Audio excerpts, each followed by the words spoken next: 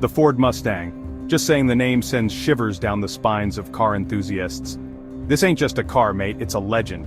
Since its grand entrance in 1964, the Mustang has captured hearts and turned heads.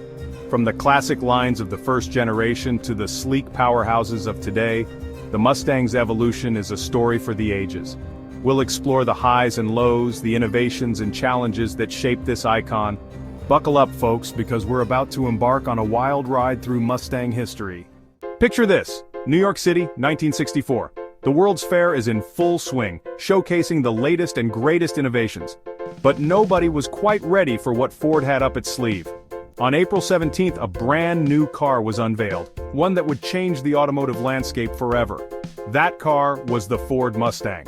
The atmosphere was electric. People lined up for hours, eager for a glimpse of this groundbreaking machine.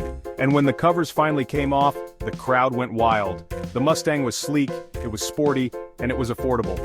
Joe Oros, the chief designer, wanted to create a car that was both European in style and distinctly American in spirit. The long hood, short deck, and aggressive grille became instant classics, setting the template for muscle car design for years to come. Over 22,000 Mustangs were sold on the very first day. It was clear that Ford had tapped into something special.